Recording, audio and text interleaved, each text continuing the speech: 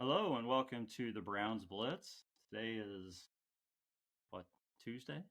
Gosh, guys, I'm having a heck of a time because we never record on Tuesdays. So today's Tuesday, July the 1st. You believe the year's half over already. July the 1st. This is episode number 302. I'm your host, Rod Bloom, and joining me is my brother, Jeff, up Hey, in one Rod. of the corners. How's it going, Jeff? Going good. Good. And our guest tonight is Matt Norris. You can find him at Norris Deluxe 10. And Matt is just a super patient guy because Matt was on the podcast back in 2019 when the podcast was pretty darn new at that point. I thought I had him back on, and I guess I never did. I kind of look like a jerk right now, but I remember having him on. I remember, Matt was, a great guest and everything. And I'm thinking, surely I've had him on. And nope, nope. So Matt, we're glad you could join us tonight. It's good to have you back on the show. Yeah, I'm glad to be back, guys. I've been looking forward to it for 6 years, So Just sitting around waiting for the phone to ring, for the DM to come in. Yeah, I sit in front of this blank wall just waiting. Yeah, yeah. Well, no, thanks for having me on, guys, and congratulations for your 300th episode. I caught that about a week and a half ago, something like that. Thank you. Congratulations on that. It's quite the accomplishment. Thank you. You were probably on show number what, like 15 or 20 or something. It was pretty early. I was right after Jarvis, Tank Courtney. That was way back in the day. A whole lifetime ago for a Browns fan. Yeah. It's crazy. Well, we're really glad to have you back on the podcast, and we're gonna start tonight like we always do. If I can find my stuff here, guys. We know that this is still a new platform we're using, so we're gonna switch to our Blitz beverages and talk about what we're drinking tonight. And Matt, you're the guest. You get to go first and tell us about what you have in front of you there. Well, tonight I chose to go with the rye whiskey. Since we moved to North Dakota, there's not a super great beer selection. It's kind of hard to find anything that's real good or exciting. So I've gotten more into whiskey, and so tonight I'm drinking a Midwinter Night's Dram, and that's a blended rye whiskey from Utah, actually, I believe. Yeah, Park City, Utah. So this is a very special one. I'm not usually a huge rye fan. I'm usually more of a bourbon drinker or Scotch, but this rye is really tasty. So it's been the one in a million that I really do enjoy. So I decided to get that out for this special occasion tonight. So cheers. Excellent. Straight up like a hard ass. I love it. Yeah, man. Neat. No water, no ice, no nothing. Just rye whiskey. Yeah. So Jeff, You have a 6-shooter on your belt. Yeah. Gotcha. Nice. Absolutely. Nothing exciting, Rod. I just in the fridge I grabbed the first thing I came to, and I actually had talked about this a couple weeks ago. So it's the Athletic Free Wave Hazy IPA. So I think you can probably see that pretty well there. Yeah. NA. Just a nice, fairly unflavored IPA. Yeah. Their cans are really simple, but they kind of stand out. So yeah, very cool. All right. Well, I got another one out of the latest variety pack from the mail, and this is the same brewery that I had on the last show. The what is it? The Brothers Brewing Company. So this is Ghost Colada. It's a pineapple coconut sour. Nice. They like colorful cans at this brewery, if you remember what I had. Wow. So That's eye-catching. it looks foo-foo, guys. I mean, it is a sour, but it's some sours are a little too much for me. This is pretty good. I mean, I taste the pineapple. The coconut doesn't really stand out as much as pineapple, I guess. Probably just two flavors, but it's definitely interesting. So Nice. good. Yeah, it looks like a All right. 60s Cheers, guys. psychedelic. It is Cheers. psychedelic, yeah. Cheers. So there's I guess there's been a little Browns news going on here lately.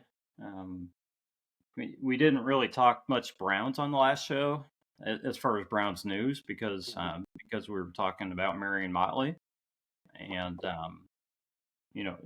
very specific about that. So we didn't get into the one bit of news that happened shortly before we recorded last week, and that was the cut of Ogbo Okoronkwo. And Easy for you to say. yeah. I've heard A couple some more other people drinks and then say it. guys. I've heard some other people say it, so yeah. I'm still not sure I got it right, but anyways. Yeah, close enough. Yeah, Jeff, I think I mean you predicted this a long time ago on the show. I think before I ever even really thought about it, but not a surprise. They were pretty stacked, pretty heavy in the defensive end Yeah. room specifically, and good way to, I guess, free up some cap and give him a chance to catch on with somebody else. So Right. So And just it sounds. Go ahead. I'm sorry. I was just going to say on the contract side, the cap savings was 3.3. Dead money just under 2 million. And coincidentally, the guarantee for Joe Tryon-Shoyinka is 3.5. So that's just about a wash. Yeah. So you kind of figured that when they brought him in that was the plan, right? And then they've also got Julian Okwara on a veteran minimum deal, who's in case of an emergency, he's the depth piece. Yeah. yeah, And I think what they did is, you call it a wash, but I think they got younger. And as much nobody has anything bad to say about Obo. He was a great locker room guy. He went out there and played hard. Even injured and came back and played. When he obviously didn't have to. So he's a guy that you like in your locker room. But we got younger, and it's like you said, it was something that I think a lot of us saw coming, whether we wanted to acknowledge it or not. But yeah, I think that was kind of the move. yeah. I mean, he played well as the designated pass rusher here. Right. I just think it was something that was going to happen.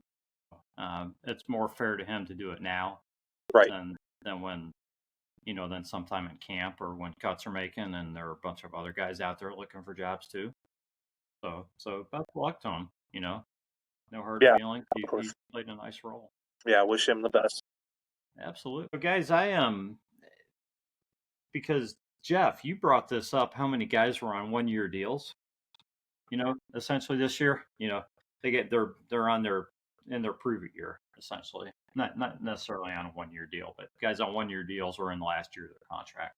So I just looked at the defensive line guys, and very interesting for the defensive ends. How many guys, and I'm counting everybody, how many guys are not in their contract year this year as far as defensive ends out of, I'm counting 9 guys as defensive ends. Some of those guys I'm sure are on futures, contracts and things like that. Yeah. You got Miles and Malik Collins is on a 2-year deal, I believe. But that just may be a void year. And I think it's a 2-year deal. And then you've got the 2 rookies, or 2 guys on rookie deals. So I would say probably the rest of them are 1-year deals, right? Yeah, Malik Collins, Mike Hall. Yeah, the only other guys are I guess these guys are probably on futures contracts. Aiden Huntington and Ralph Holly. Those guys are, through 27, but those are I think futures contracts. Right. Everybody else is, yeah, that's it.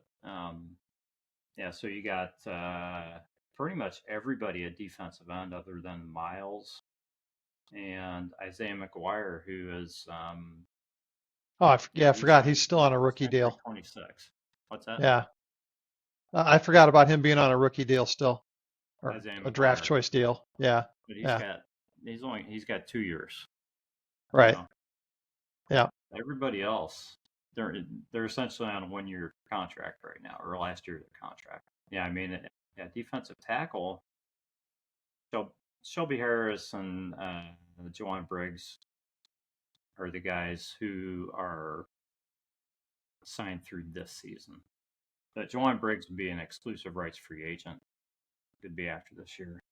We'll see. I mean, that's interesting. So you got a lot of guys, with a lot on the line this year, and a chance to, maybe get a contract with the Browns, or somebody else. And this kind of morphs into my next topic, which was how ridiculous the headlines are about the mock drafts that are going on for the 26th draft. And everybody who has the Browns taking a quarterback. Give Browns fans 2 first-round picks in the next draft, and they're already skipping the season. It's just Right. It never fails. Yeah, let's just fast forward to next April. No, They're like, root against the Jaguars and then start mock drafting right away. Yeah. Right. Yeah, it is very early, but I mean, we obviously have no idea what's going to happen with the quarterbacks. I like having those picks and the Browns in their back pocket. Hopefully, the Browns see enough to be able to make a decision or have some kind of idea whether they have a guy that could be the future on the team right now. So they know what to do with these 2 picks. But, yeah, because you get one of the rookies just shines this year. I mean, does just comes out and plays great all year. I mean, they're going to be rookies. I get it, but they have a good campaign. They get out there, they get the reps. They look good, at least good enough. And you go into next year with 2 first-round picks, both could be fairly high. I mean, I like that position. I mean, boy, you really got to dream, for that if it all works out that way. So, this would be the year. That'd be incredible. Yeah, and I don't want to get into the 26th draft. Everybody knows I'm not a draft guru. I haven't had as much time to follow it lately. The past few years, done the best I could, but just depending on what's going on. But I've actually had a little bit more time in the car now, some time to listen to some podcasts and things like that. So I do know that this 26th draft is going to have some good defensive linemen.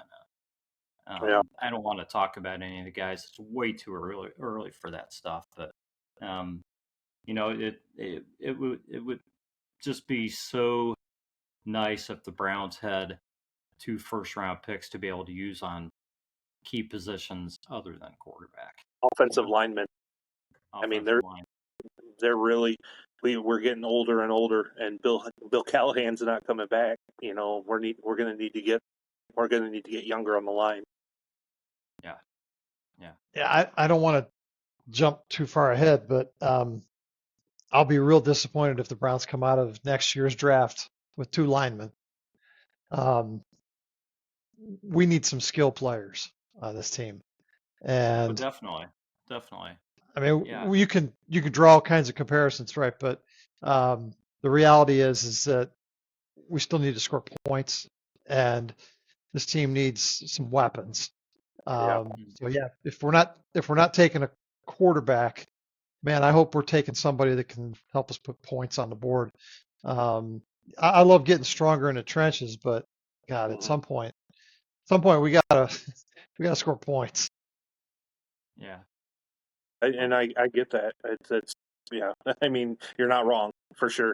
And we do need somebody to get people off Jerry Judy if he's going to be number one, or somebody who can be number one and let Jerry Judy work as a number two, and that would be huge. Yeah, yeah, Yeah. I'm still a little surprised that there hasn't been anything else done at wide receiver, and maybe there still will be, because it's not only that the Browns need help at wide receiver, it's that I think you want to know that you have some guys out there who can catch the ball just to help you evaluate these quarterbacks. I mean, you can watch how they throw the ball and stuff if it's bouncing off a guy, Yeah. but it's going to help you more to see their numbers if they're throwing to a little bit, better quality and your number 2, 3, 4 receivers or however yeah, often for they're sure. on the field. It's hard to evaluate young quarterbacks in a crappy offense. It Yeah. does.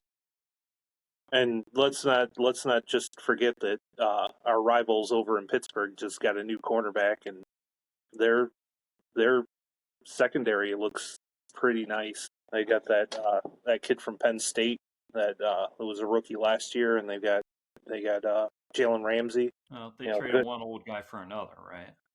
good Yeah, riddance to Minka Fitzpatrick. But right, right. Yeah, Pittsburgh I'm not has a going to way of cry adding over key him being out pieces. of. yeah, Yeah, I'm Yeah, not going to cry over him being out of the division. yeah, sure. Their corners are going to be nice though. They got a good secondary going. I think your point early on, though, Rod, was let's not look past this season, right? That that yeah, there's a lot of things we're going to be able to do to build this team in the future, but what are we doing to win games now and in the near future? So that goes to adding another weapon at wide receiver, figuring out the quarterback question, trying to put together a reputable, effective offense by running the ball with the two new running backs, expanding the use of the tight end. So many things that we're looking forward to happening this year that will set us up for success in the future. Uh, Hopefully those things lead to some wins this year too, and we're not picking twice in the top 10. I'd Yeah, be okay with that if it meant that we had a decent offense this year. yeah, we can't do last year again. That was unwatchable for most of the year. Oh, yeah, yeah, absolutely horrible. That's true, and I had a note written down, and I guess it's how you look at it, but I have, it's walking the quarterback tightrope, which is, you know, figuring out who to play, when to play them, because I really think you need to play, um, both of the rookies enough to see what you have in them this season. Hmm. But you also want to get wins, some wins at least, for guys' jobs, Right, um, and and for professional pride. I mean, yeah, yeah, it's not just for jobs; it's for pride, and it's to get people believing, thinking about positively about the organization again. yeah. We almost So lost Miles because we were so bad. I mean, he just has always glowed about Cleveland, and then was just like, you know what, I can't be here, and that's sad. That's sad for us, especially as fans for who've been fans as long as we have. You know, I've been a fan for almost 40 years. That's that's not something I'm just going to throw away. But you hate to see your franchise makers, these guys who their numbers are going to be hanging in the Raptors, and they're like, oh, I got to go somewhere where I can win, and that's so disappointing. right. So Matt, we've Jeff and I have talked about this, of how we think the quarterback play should go and all this. What's your thought as to what the Browns should do over the course of this season? With the quarterbacks they have on the roster and the picks they have coming up next season. How would you I mean, what would be ideal for you? How to, attack the situation? Yeah, I mean, ideal. It's hard to say. Oh, ideally, Shedeur Sanders just blows everybody away in fall camp, and starts game one and runs rush shot through the season. Yeah, that'd be wonderful. That'd be wonderful. Realistically, I think, and I was listening to I apologize because I can't remember whose podcast it was, but they were talking about how they would handle ideally they would handle the quarterback situation through the season, and they were like dump Kenny Pickett. I mean, they were biased against him for of course, but Yeah. Right. they were like dump Kenny Pickett, go in with three quarterbacks. You get Joe Flacco because our first all the way up through the bye is a gauntlet. We have an absolute gauntlet. Our schedule is not in our favor in the first. What we go to London in like week 5 or whatever, and yeah, and then come back from London and play that that weekend. We don't even get our bye after that travel. So it's like we play a gauntlet. So they're like, let Joe Flacco push us through that first and through the bye week, and then by then you should have a pretty good idea between Sanders or Gabriel which one is picking it up, which one looks like they could be the guy, and then you start rolling with them. And I don't think that's a horrible idea. I mean, we lived through the Tim Couch era. I mean, that guy, there was no reason that guy should have been where he was. I feel so bad for him. He had no support. He had no protection. He had nothing. They just threw him out there. So there's always a part of me that says, you don't want to take a rookie quarterback and just, good luck and, throw him out there. But week 1, yeah.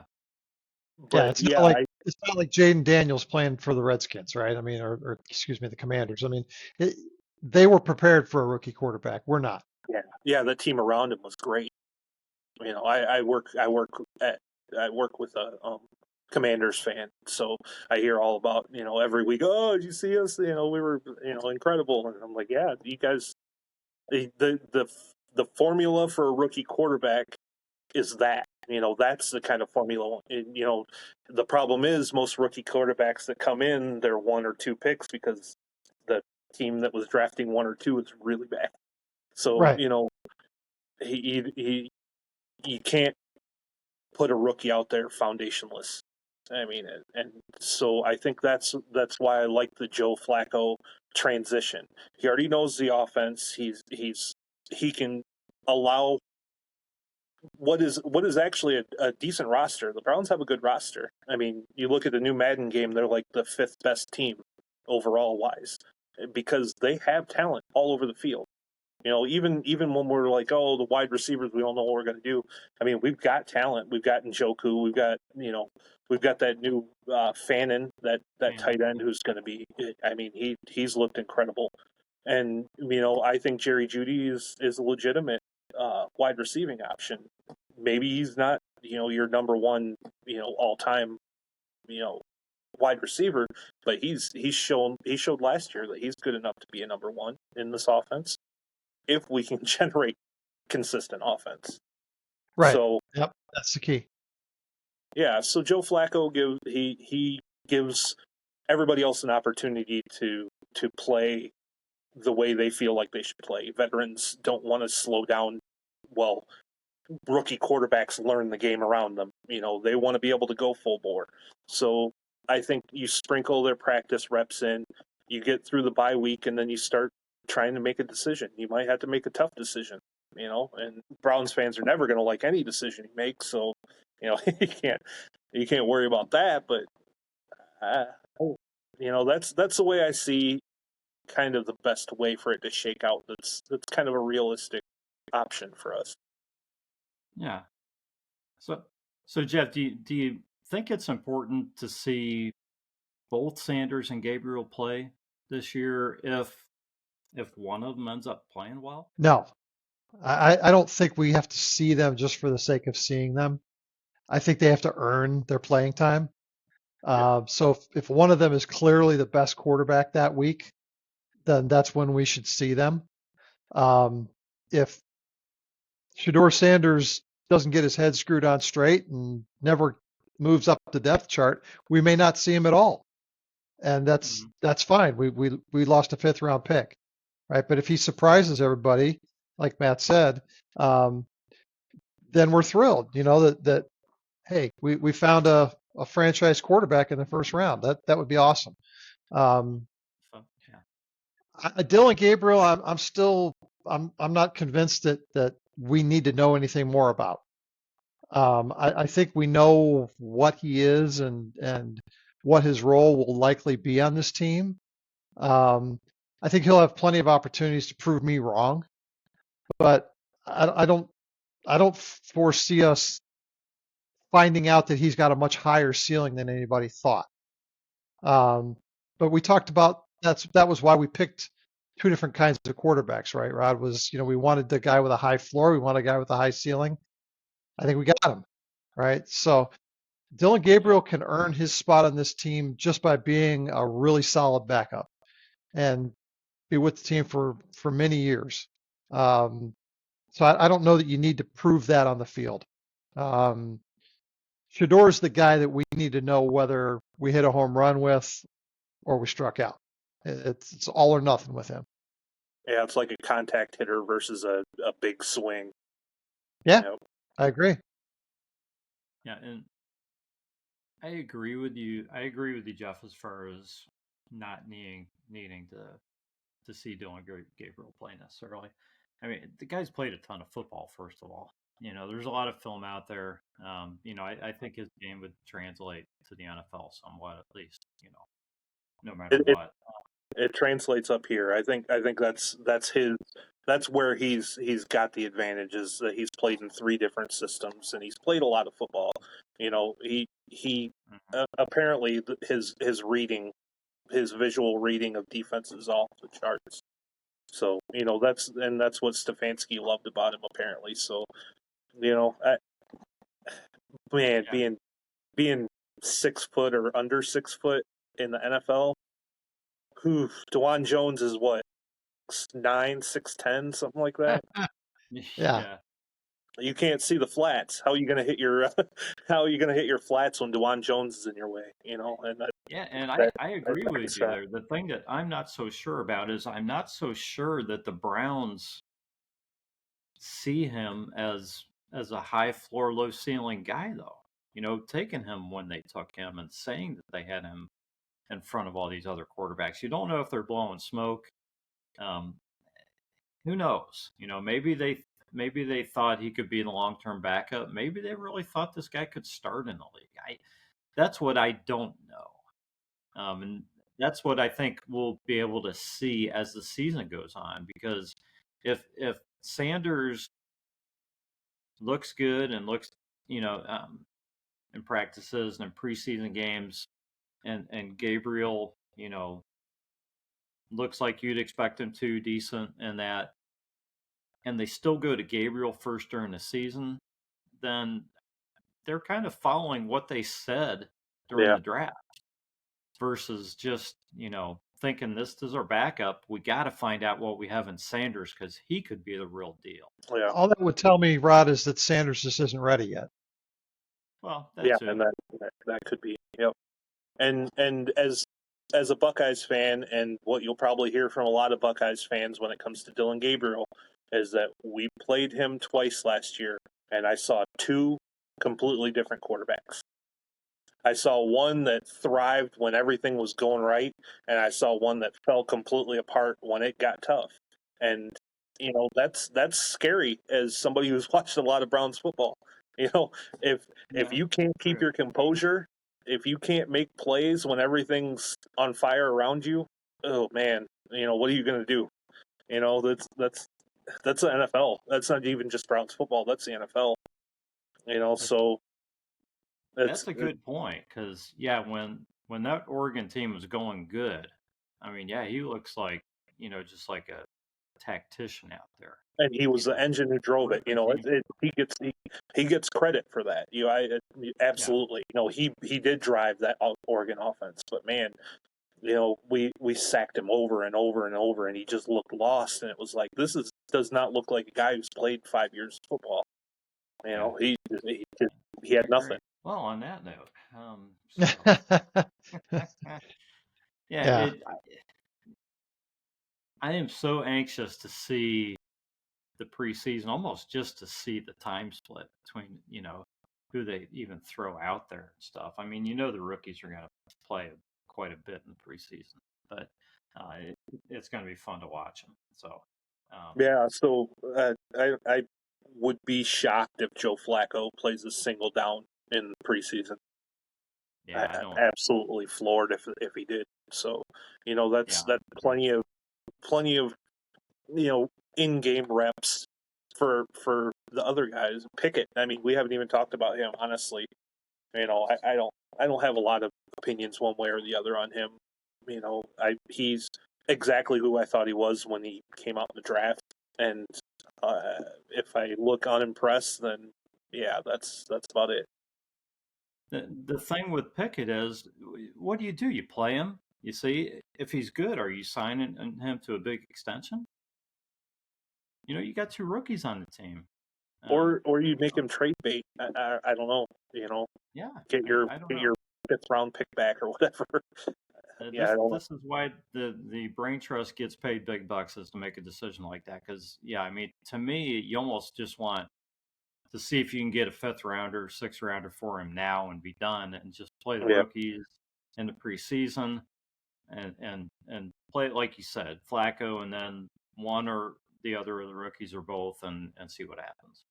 Yeah, I think you wait for them to stand out, one of them to pull ahead, and if they don't, then I mean you're, I guess, stuck with Flacco. I mean, I don't know, and then you start planning for the draft. It's really, I mean, it's exciting, but it's also there's that anxiety about oh, here we go again. We got these other guys. Add them to the jersey. Yeah. That's the thing about having a lot of question marks is, the plan is going to have to evolve as the season unfolds. Yeah. And I think that's kind of what happened with the offseason, the Kenny Pickett move happened first. Right. And then some other things evolved as the offseason unfolded, right? So it's going to be the same way during the regular season. And I expect us to play 4 quarterbacks anyway. So if it's Pickett, if it's Deshaun Watson, who cares? Eventually we're going to figure out that we, A, have a quarterback for next year who can start, or we have a solid backup for next year and we need to go find a starting quarterback. And either way, this season wasn't a lost cause at quarterback. At least if we developed a decent offense and gave ourselves a chance to win from week to week. Well, yeah, and the thing is, here's what we're always thinking. Okay, we get Brady Quinn, we get Johnny Football. And these are all 1st-round picks, and it always feels like such a waste. But here, we didn't take a 1st-round quarterback.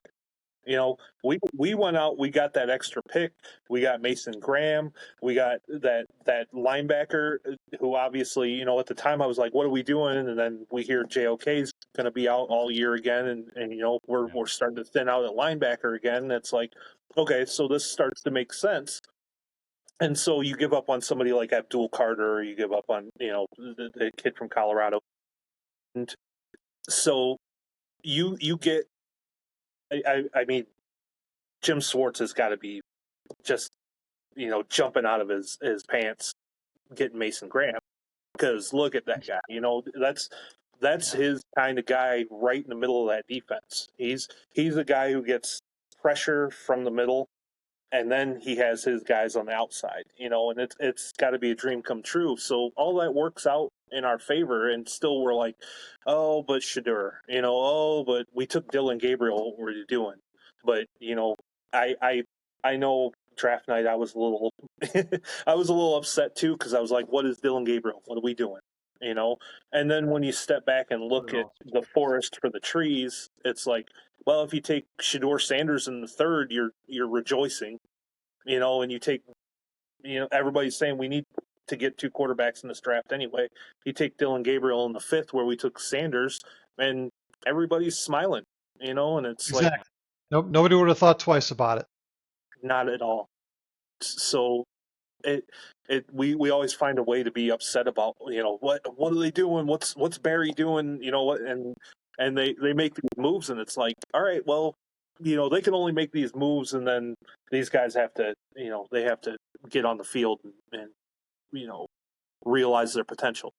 So that he can't do that for them. But I think they did a good job in the draft. If you step back, take a deep breath, and kind of look overall at what you picked up, and I think that pick's huge. I mean, unless Jacksonville comes out of nowhere and just just runs through the whole NFL somehow, I think we'll be drafting.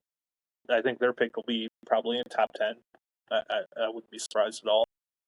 So even if we do go to win a couple games and don't end up with a top 10 draft pick, I think we still will end up drafting in the top 10. And We talked a lot about this year's draft, Rod, real quick. This year's draft was a few players at the very top and not so much in the next tier, right? Next year there's a lot more depth to those higher picks. So I do feel really good, even if we're picking down into the 20s. I feel really good about us getting a quality player. yeah, Definitely. or if we need, we're gonna take a quick break. Hold that thought, Matt, and we'll be right back with more of the Browns Blitz. And we're back with Matt Norris and the Browns Blitz here on the Fanatical Elves Network. You guys are still talking about quarterback and things like that. Matt, you had a thought. Do you want to continue with that?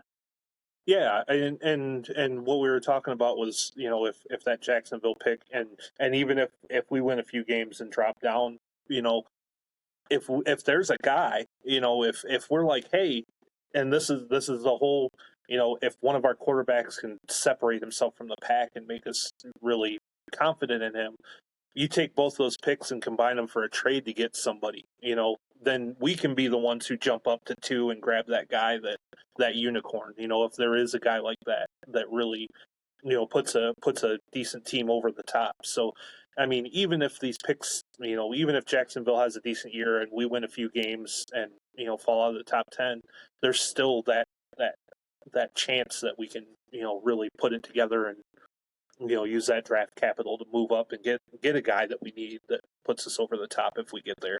So it's the way the draft worked out was great. I really thought it was good for us. Yeah, I mean, it's good to have what feels like a good draft class and still have that first rounder in your back pocket for next year. Definitely. So, Jeff, is this a good time to do your segment? Yeah, we can do the brain boost. All right. Let's go to the Browns brain boost. So I'll just tee this up by saying that a few weeks ago, we spoke about some of the all-time greats by position with the Browns, quarterbacks, running backs, etc., wide receivers. I've seen quite a few articles since then, people putting out their top 10 greatest Browns players all time. Mm-hmm. I just thought I'd look at this a little different. I found an article that Bill Livingston wrote back in September of 2015. So the Browns had only been around like 16 seasons. So his article was the 10 worst Browns players since 1999. And it was kind of fun to read that article, and I won't spoil it because there's a lot of good stuff in there. I would encourage people to go out and read that article because I think it's one of the better things that Bill Livingston put together. There's some funny stuff in there about some of these guys, but I wanted to put his guys up first, and then I'm going to give you my top 10, and I'll let you guys chime in based on what Better see you Dwayne Bowe up there. Right up, Jeff. Could be. All right. Let me see if I can. Okay, sorry, still getting used to Riverside here. Pulling up my graphic. Can you guys see the 10 worst players since 1999? Oh, Devon Best. I forgot about that guy. All right, so yeah. So obviously, Bill Livingston was looking at a lot of draft picks here. I think 8 out of 10 of these guys are first round picks that the Browns, in a lot of people's opinion, blew between 99 and 2015. Most of them early on. I just want to run down through this real quick, see if you guys agree or disagree with any of these as of 2015, right? So Trent Richardson was obviously a massive disappointment. I talked The Browns myself were, into that pick. I talked myself into it. yeah. Oh, man. I mean, when you take a running back third overall, I mean he better be lights out, and it You goes to nigga show. Well, yeah, I mean it goes to show how that position has been devalued since then, right? Wow, what were we doing taking a running back with the third pick, right? But the Browns did a good job of flipping him for a draft pick, which I think turned into Denzel Ward, didn't it? If I remember correctly. That was to the Colts, right? Yeah. Yeah, I'm Um, pretty sure it was. It might have been. Yeah, I Denzel couldn't Ward. believe we robbed those guys because that I can't believe, yeah. I can't Yeah. believe So that.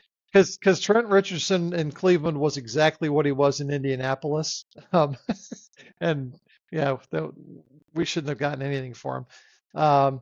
So I would find it hard to argue in this list of the top 10, Bill Livingston's top 10 at the time, that he was in fact the worst player. I mean, and that's, I'm framing it from this perspective that it has to be a guy with fairly high expectations, right? It's not a guy who a UDFA or a day 3 pick or something. Somebody with fairly high expectations that just really never even came close to meeting them. And I think Trent Richardson is there. He's got to be the worst on this list, right? Yeah, I can't top that one. Yeah, I mean the rest of them are guys who actually I think contributed a little bit to the Browns. Um, some of them were a long shot, like Brandon Weeden was a long shot to begin with. Right. Josh Gordon was a supplemental draft pick. We knew he had some baggage when he came out. Yeah. Other of these, the rest of these guys had their moments, right? Devon Best was he had some issues off the field that contributed to what happened there, but mostly his story was that he was basically washed up at 28. He had a decent career before he came here, and we just never saw anything from him, right? So that happens with free agents sometimes, and it's kind of a cautionary tale against signing guys who are closing in on 30 or the wrong side of 30. So Sure. anyway, I don't have any real argument with any of this list. I just thought it's interesting to sort of have a frame of reference about where the team was in 2015. This is obviously before the Hugh Jackson years. Yeah. Livingston didn't know what was about to hit us. We had a lot of candidates between 2016 and 2024. I actually wrote down 20 names, and I had a hard time parsing it down to 10. But I mean, a lot of whiffs in the draft, a lot of whiffs in free agency since then. And again, to be fair to some of these guys, there were times that we were trying to win, and there were times we weren't trying to win. So Yeah. take that as you may. So anyway, with all that said, I'm going to go ahead and move on to the next page. Hopefully, let me move to the next page. Let's try something else here. Yeah, you should be able to hide and go back in and pull the other page up. This is not a podcast about internet technology, folks. Oh Best laid plans. Yeah, there's a reason why we did an audio podcast for 5+ years. All right, let's try this again now. Let me see if I can share a presentation. Oh my, this is pretty sad. Not coming up. Yeah, so I guess I'm just going to have to walk you guys through this. All right, let's hear it. Sounds good. Yeah, I can't make it work. which doesn't surprise me at all. Um, yeah, just how things have gone with this new streaming service. So anyway, I had this nice PowerPoint all put together that I spent most of the day putting together that looks really sharp. So take my word for it. In my Number 10. imagination, it looks great. It's Yeah, really, yeah, really yeah. cool. I love It looks Knock- really cool, knock right? me out. So I'm going to run you through the top 10, and then I'll put up the last page that summarizes it all. Number 10, per your request, Matt, Dwayne Bowe. I Yeah. couldn't come up with a better 10th guy. Even though Dwayne Bowe, as I mentioned, had a lot of the same characteristics as Devon Bess. He actually had over 7,000 yards receiving with the Chiefs before he came here. We probably don't. Well, not many people remember that, right? But he was a pretty well-established player. The problem was he was washed at 30. He just had nothing left in the tank, right? Yeah. So yeah, and then just didn't show up. So that's what happens. Like I said, when you sign guys at that age, you think you're going to get him at his 26-year-old skill level, but you don't. So cautionary tale for guys like wanting us to bring back Amari Cooper. Number 9, Cam Irving. Cam Irving, and you, Rod, you probably remember when we were watching the 2015 draft, this 10 years ago. This was the draft where we took 2 guys on the line in the middle of the first round, and we said, "Oh, this is great. We're building a foundation. We're going to have these great lines, right?" So we took Cam Irving at pick number 19, and then we took Danny Shelton at pick number 12, vice versa. Actually, we took Shelton, then we took Irving. So those are my number. What? Building through the trenches. Building through the trenches, right? So those are my number 9 and 8 guys. Cam Irving turned into a journeyman offensive lineman. He played 1 year at tackle. They moved him to center. He was so bad at tackle. And then he played for 5 teams. And Danny Shelton gave us a grand total of 1.5 sacks in 3 years. He was a D tackle, much in the lines of Sayaki Ika. So he was basically Sayaki Ika before Sayaki Ika was Sayaki Ika. Say that fast 3 times. We kind of wanted a big Phil Taylor. We wanted a big people mover right in the middle that was going to take up 3 blockers and that just never seems to happen, does it? Nope. So okay. I mean, those 2 guys were high picks. Never really amounted to anything. Not so much. Believe it or not, there's 7 candidates worse than them. I'm going to go to number 6 and 7. I'm going to do these 2 together because they're basically the same player. Number 7, I've got Juan Thornhill. These are high dollar free agent signees, right? Played for the Browns for 2 years, 0 interceptions. Quit on a few plays. Had a hard time made. Play. 0 difference made. Correct. Wouldn't even know he was here. And not only that, he's had a big mouth since he's left town. Yeah. Right. And then number 6, I've got John Johnson the third. He actually had 4 interceptions in his 2 years here, but he quit on more plays than Thornhill did. So I moved him up to number 6. You could probably flip those 2 guys either way. Signing though, probably too. I mean, at the time. He was a 4-year deal, I think, and Thornhill was only 3. So Andrew Berry is slowly learning his lesson about giving a bunch of money to safeties. So number 5, quarterback. The next couple are quarterbacks. You guys got any guesses? Oh man, that's a long list. There's a lot of quarterbacks, right? But think about guys with big reps. Yeah, Johnny Football comes first to mind. Yeah. He's always my huge quarterback disappointment. I'm going to get to Johnny Football, but I've got RG3 at number 5. Um, RG3. Yeah. RG3. So he was coming off of a pretty devastating injury. Yeah. You guys probably remember. Um, but he had some pretty good luck in Washington. He played pretty well. And so the Browns thought, well, there's a good chance this guy's going to bounce back off of this injury, and we're going to find our starting quarterback, right? Our franchise quarterback. Could ever Um, figured out how to slide. yeah. Oh yeah. I mean, he played through it and basically tore himself up. He was signed in the spring of 16, and by September 12th of 16, he was on IR. And that pretty much tells you everything you need to know about RG3's time here in Cleveland. Yeah. So a guy who, had big expectations. So I think Browns fans would have been thrilled if we would have drafted him 3 or 4 years sooner Hmm. as our starting quarterback, right? And maybe, who knows, maybe he would have had a longer career with us, or maybe he would have gotten killed sooner. Um, Yeah. Hard so to number say. 4, Johnny Manziel, Johnny Football. I love the stats on Johnny Football. He came in saying he was going to wreck the league. He had 8 starts in 2 years. He threw 7 touchdowns and 7 interceptions, and he threw hundreds of parties. Um, he was Mr. Fun and Games until game day.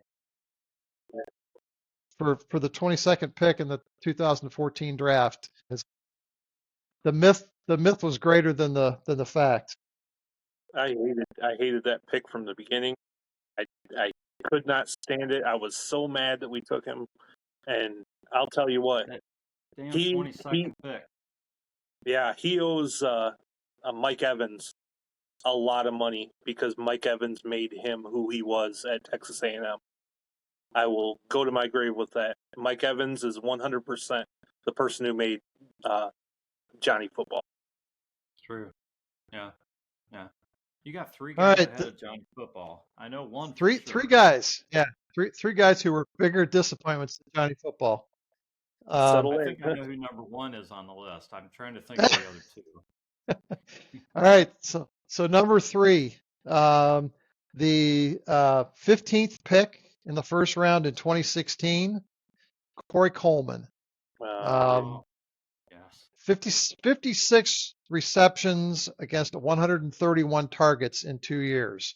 Corey Coleman's problem, and it's not this simple. Trust me, there's a lot more going on with Corey Coleman, but his biggest problem was he developed Darius Hayward Bay syndrome, hands of stone. Balls Yeah. doinked off of him left and right. And whether it was, mental or what, he was not anywhere near the player he was in college. And unfortunately, the lasting impact that Corey Coleman has had on the Browns franchise is he was the last first round wide receiver taken by this organization. They got the case of the yips after that. Yeah, and now the Browns refuse to take a wide receiver above the 3rd round, right? So, Yeah. yeah. Corey Coleman would have had way more catches in his career if his hands wouldn't have gotten in the way. That's true. So yeah. Anyway, he's the gift that keeps on giving. The fact that we'll probably never have a first round draft choice at wide receiver in Cleveland. I mean, we've only had 4 in the last 40 years. So Hey, give us a shot at Jeremiah Smith in 2 years, and I would we'll take that break one. that rule. Yeah. Right. Yeah. Okay, number 2. You guys will love this one. With the 8th pick in the first round in 2014, the Browns selected cornerback Justin Gilbert. Oh, I thought he was number 1. He have 3 starts, 3 career starts. He has a compelling argument for number 1 for sure. Was wow. Yeah. Three career starts, 0 motivation was my description of him. So yeah, it was pretty sad to see a cornerback taken that high have that little impact. All right, drum roll, please. Number 1, the guy who had the most impact in a negative way on the Browns franchise in the last 25 seasons. Deshaun Yeah, Watson. all right. That's the easy one. That's the easy Will one. the Yeah. will the franchise ever recover? Is my question. Um, Deshaun Watson's contract continues to plague the NFL. Um, it it it it's really sad. See, I've already tried How to wipe him from my memory banks. That's what Yeah. yeah. I'm thinking. No, So I'm putting up my top 10. Trust me, I had a real nice presentation between those two slides. looks great. But so here's my top 10. Feel free to shoot holes in it at this point if you want, or maybe you can think of somebody worse. But like I said, I spent quite a few hours looking through draft picks and free agent signings, and couldn't come up with anybody else that I felt belonged on this list. If you throw out some other names, I'll probably be able to tell you that they're in my second 10. Yeah, and I might have some honorable mentions like Kenny Britt. That was an awful experiment. Failed. Oh man, it's just If you're talking free agents, I had a few others. Austin Hooper was a pretty Austin big Hooper. Yeah, I was disappointment. going to say him too. Yeah, that's a bad one. Jamie Collins was a major disappointment for me. He had one good season with us. Then he went back to New England and played like he always did. Um, He Yeah, just didn't want to be here. the other guy I had on here, and it was really weird, was the Browns took a long shot on Malik McDowell, and he looked like a world beater for about 6 games, and then oh yeah, his head got in the way, that and kid and from he Michigan State. yeah yeah, Yeah, Yeah, and then he yeah. did a Devon Bess and ended up naked somewhere. Um, anyway, yeah. So all in all, free agent wise, there's 5 on here plus those 3 more. The Browns have done pretty well on the free agent side, I think. Um, Better than the not a huge draft. amount of Way risk. better. Way better, yeah. Yeah, on the draft, I've got a whole bunch more names. Sayaki Ika, Perion yeah, Winfrey, Anthony Schwartz, Austin Corbett. I mean, Austin Corbett was a high second round pick. yeah. And he was gone like after a year. Chad Thomas, He ended up playing very well other places, for other Miami. places, right? Yeah. Yeah, but not here. Antonio Callaway, Deshaun Kaiser. I got Yeah, one for you. How about Jeff Garcia? yeah, He didn't look like the same guy here either. But yeah. Well, like you said earlier, Matt, there's a lot of names on that shirt, on Yeah, the back of that jersey. yeah, I you could still remember the you could make game a that top Jeff 10 list Garcia just threw by the QBs. the zero quarterback rating Yeah, game. yeah, that's hard to do. Yeah, So Jeff, in my opinion, the top 4 on that list is almost undisputable, and beyond that, it's a little subjective as to who you want to put where. Yes. That's it. I mean, I think you absolutely nailed the top 4, and if people want to move some of the other ones around or maybe mix a few other guys in, but I don't know how you can argue with the top 4 at yeah, all. yeah. No, you'll get no argument from me. I'm with you. No, not a bit. So And I'd like to look at it from a different perspective. Maybe this is a list you could do in the future. But where has the Browns as an organization let us down as far as what they've done with the players? People like Terrell Pryor, of course, Nick Chubb, these kind of things where they've really let down players that could have been somebody. I think they've done that to quite a few players on that's this true. this journey. The 26 years now that they've been in the league, back in the league. There have been some players that they just kind of let walk, or they didn't give them the shot that maybe they should have. It's interesting you mentioned Terrell Pryor because I actually looked at him and I thought maybe he belongs on that list, but by the time he got here, the expectations were a lot lower. Right. And he went out We and got him for a bag of peanuts. and he went out and all he did was put up a 1,100-yard season that one year. That Yeah. I mean, Josh We, Gordon we was had suspended or whatever. I mean, we it had was, higher he was expectations our back then guy. out of our receivers. Yeah. So I mean, yeah, maybe we should have thought about re-signing him, but what did he do after that? Or find it. I mean, how can you not find somebody that's that athletic? You can't find a way to use him. I mean, all right, we look at Anthony Schwartz. That is the perfect example of why track guys don't play wide receiver. You know, it's like, oh, you can run faster than everybody, just run down there. But when it's bouncing Doesn't off your matter. helmet, I mean, what Yeah. good is that? But Can't catch a Terrell football. Pryor Nobody had that cares. athleticism, and he could catch. He made some wicked catches. You know, he was a guy that could make plays, and you know that's on the coaching of the NFL to not find that guy a role in your offense. I mean, that's as much as I hate the Ravens, as much as I hate the Harbaughs, but John Harbaugh making his offense around uh, his quarterback Lamar Jackson. That's what you do when you've got a talent that special. And these guys need to find a way to make those guys MVP caliber players. I mean, that's what good coaching does. You know, some of them don't. They fall through. Anthony Schwartz fell through because he just couldn't catch the ball. But you get the ball in the hands of those guys and let them make plays on the football field. It doesn't matter. You know, you let them do their thing. And it's always disappointing to me that and that penalty that he got, that awful penalty against the Ravens, that taunting penalty out of bounds. I'll never forget that. Yeah.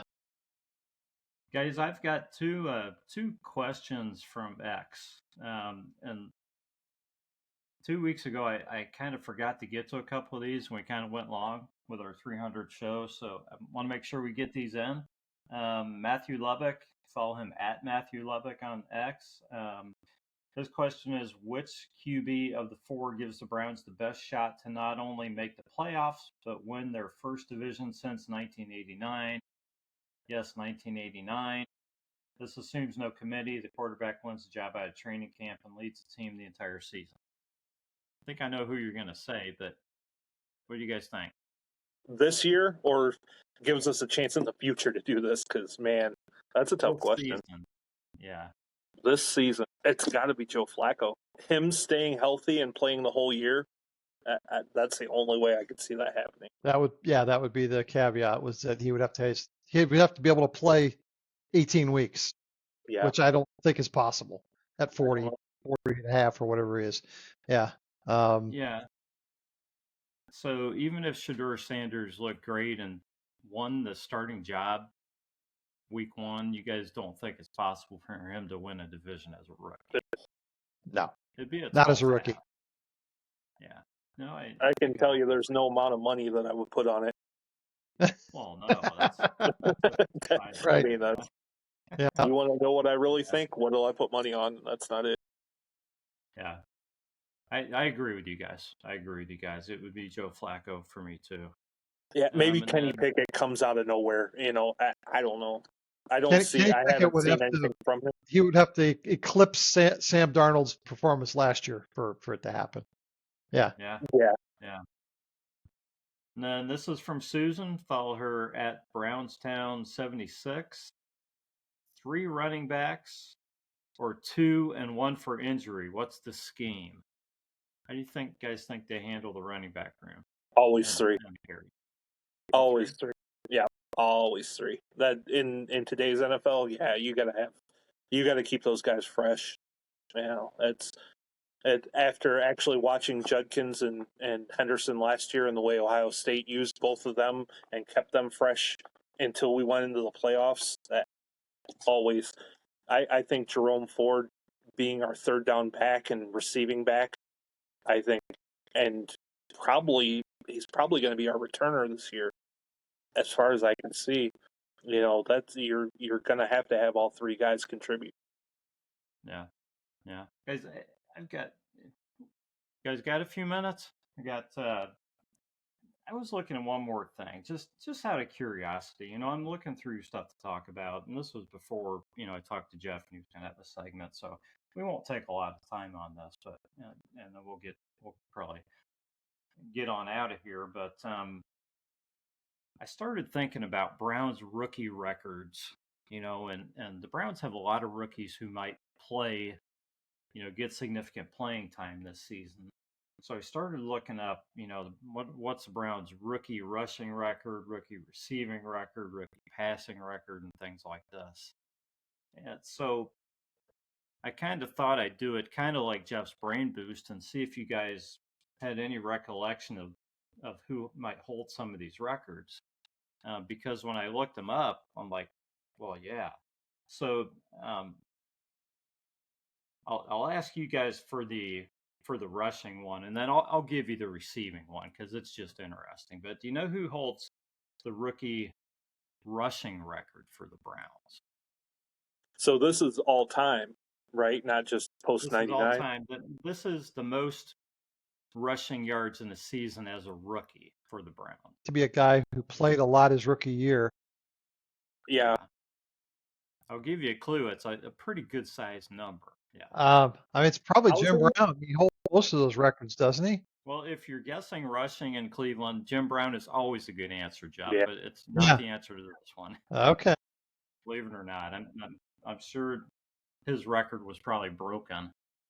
Huh? Because he played as a rookie. He played every game as a rookie. Jim Brown did. Yeah. Huh. Okay. I don't have a better guess, Rod. Okay, so we're going to go back to 1985, and it's Kevin Mack. Kevin Mack. Wow. Okay. Yeah, 1,104 yards. And he did that with those humongous shoulder pads. As big as my screen, guys. As big as you can, even bigger. I mean, yeah. Put one of me on each side of me, and that's about how big his shoulder pads were. Yeah. I go back and watch those old highlights, and I watch those guys run around those pads, and I'm like, that's incredible. Yeah. Even Barry Sanders squeezing through these tiny little holes with these giant shoulder pads. I'm like, how do you do it? Kevin Mack, you could park a car on top of those things are huge. One of those shoulder pads, man. It's just huge. Okay, let's look at receiving records then for rookie. Any thoughts on who might hold this or who might? I've actually got the top 3 guys written down, so I'll give you guys just a minute to think about it, and then I'll give you a couple of clues. Rookie receivers. Yeah. Braylon Edwards is probably one. Braylon Edwards is not on the list. Believe it or not. Not on the top 3, huh? No. Okay. Webster Slaughter? No. Okay, so it's not one of the 2 guys in the last 40 years. No, this list has 1 Hall of Famer on it and 2 guys from the expansion era who did it in the same season. I think I've got an idea of who one of them is, and his name is not coming to my mind right now. And if I describe him, will that count? Sure. Well, I'll give you half credit. Did he wear number 42? Number 42? Yes. Was he like old, like 1-bar face mask guy? Played for Ohio State and went. Okay. All right. Then that was my guess. Then. I'm not sure who number 42 was. Well, it would have been back in the 70s, I think. I don't know why I can't remember his name right now. So the Hall of Famer is a guy we've talked about very recently, Jeff, like on the last show. Marion Motley? You count him as a receiver? No. No, his name came up. It's Paul Warfield. Warfield, that's who I was talking about. Yeah, number 42, Paul Warfield. Played for Ohio State. 42? Yep. Oh, well, it's okay. Yep. All right. Yes. Paul Warfield. All right, I got one. 1999. All right. Michael Jackson. 1999 is Kevin Johnson and Eric Alexander. Oh, yeah. Michael Jackson must have been drafted like the next season after that, wasn't he? Or something? I could have. Yeah. I could have guessed years kind of run together. Yeah. Yeah. No, that was tough. And Kevin Johnson. You guys know who holds the rookie passing record? Yeah, that's got to be Baker, right? That's Baker in 2018, 3,725 yards and 27 touchdowns. So those are the rookie records. All right. All of them quite a bit higher than what I thought. I mean, I knew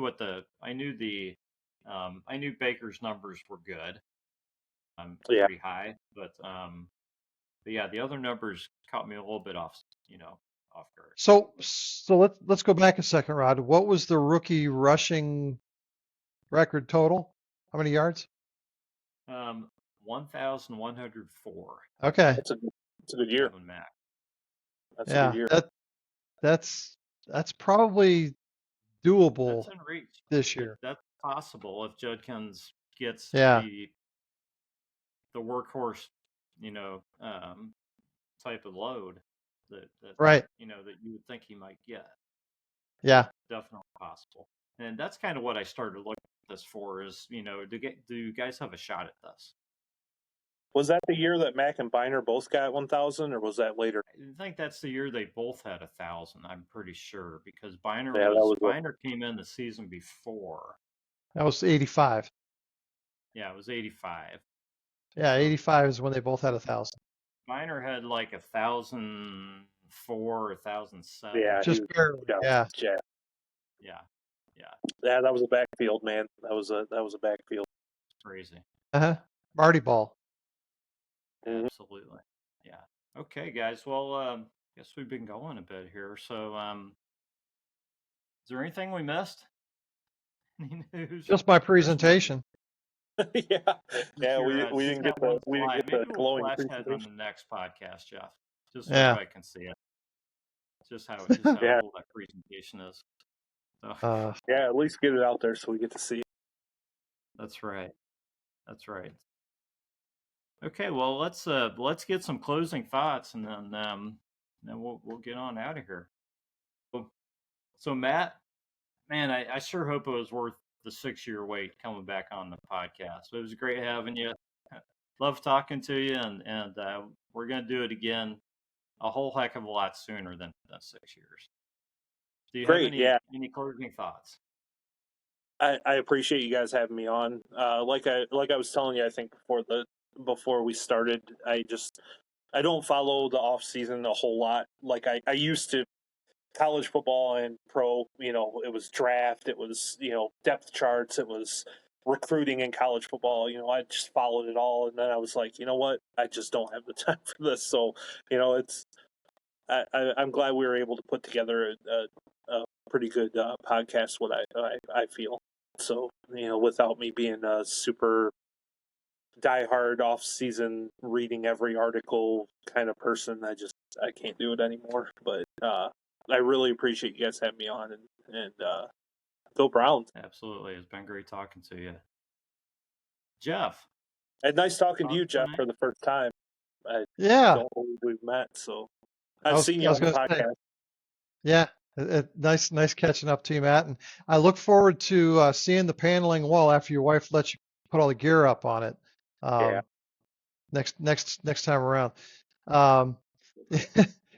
Yeah, and just again, I have to apologize for the technical crap. I mean, stick with us, folks. We'll get it ironed out eventually.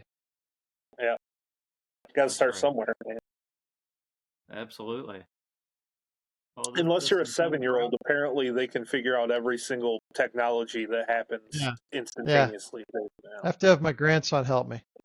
Well, yeah, I was gonna say some of us don't have kids around the house much anymore, so we just got to do the best we can. Right. Yeah.